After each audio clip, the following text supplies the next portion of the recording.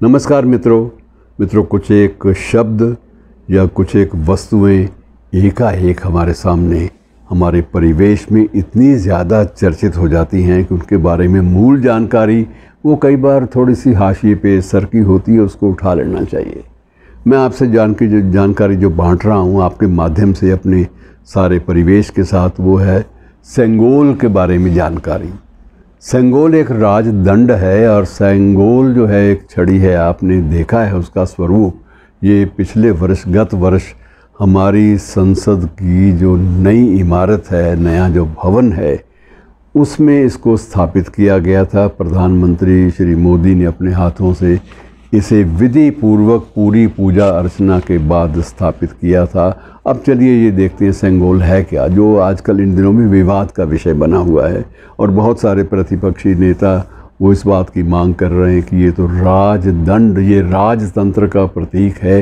लोकतंत्र में किसी भी फ्यूडल समय के राजतंत्र के समय के किसी भी प्रतीक को काहे को लाया जाए, ये बात इस पर आपत्ति उठाई जा रही है और ये भी कहा जा रहा है कि इसे यहाँ से हटाकर किसी भी संग्रहालय में रख दिया जाए। अब चलिए ये तो विवाद तो सियासतदान जाने, हमें तो सीधी सी बात यह है कि जो इसके बारे में मूल जानकारी है वो तो होनी ही चाहिए।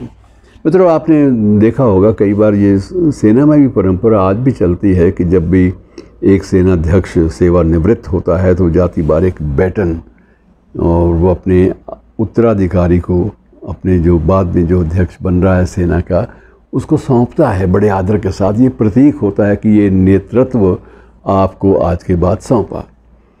और ये भी सेंगोल जो है, इस शब्द की व्युत्पत्ति भी थोड़ी सी जान लें कि ये मूल रूप से एक तमिल शब्द है और इसका अर्थ वही होता है राजदंड। और ये चोल साम्राज्य, अगर आप हिस्ट्री के स्टूडेंट हैं, थोड़ा सा इतिहास से कुछ सरोकार रखते हैं, तो एक चोल साम्राज्य का पूरा भरपूर इतिहास है, प्रतिष्ठा का इतिहास। तो ये चोल साम्राज्य के वक्त में, चोल राजाओं के वक्त में इसका निर्माण हुआ था। ये एक चांदी की छड़ी है जिस पर सोने की परत चढ़ी होती है। इसको बड़ा गरिमापूर्ण माना जाता है। कहा जाता है कि एक बार प्रधानमंत्री दक्षिण भारत की यात्रा पर गए तो उन्होंने इसको देखा और उसके बाद इनको लगा कि ये तो ऐसी वस्तु है जिसे देश के सामने प्रस्तुत किया जाना चाहिए। उस वक्त उनके मन में एक बात तो ये थी कि इससे दक्षिण भारत और उत्तर भारत के बीच भी खाइयाँ जो हैं वो थोड़ी सी और भर जाती हैं। लगता है कि हमारी संस्कृति साझी है, साझा संस्कृति के हम लोग एक प्रकार से अंग हैं। और यदि वहाँ का कोई प्रतीक चिन्ह हमारे यहाँ के किसी उत्तर भारत में स्थापित संस्थान में आता है या रखा जाता है सम्मान के साथ, तो उस पर किसी को आपत्ति तो क्या, सबको खुशी होनी चाहिए कि ये हमारी देश की समग्रता और विविधता का और अनेकता का एक स्वरूप है, एक प्रतीक है। और उसे पूरे सम्मान से लाकर वहाँ स्थापित किया गया।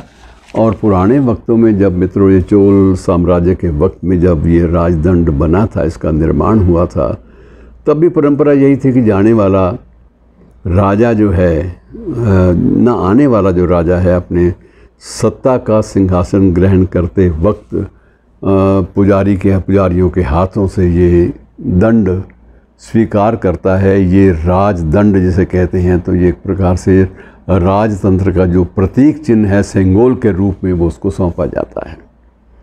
और उस वक्त राजा जो है, ये भी एक परंपरा बड़ी दिलचस्प है कि राजा जब इसको ग्रहण करता है तो उसके बाद वो संस्कृत में एक श्लोक पढ़ता है। श्लोक का अर्थ ये है कि अब मुझे कोई दंडित नहीं कर सकता क्योंकि मेरे पास राजदंड है।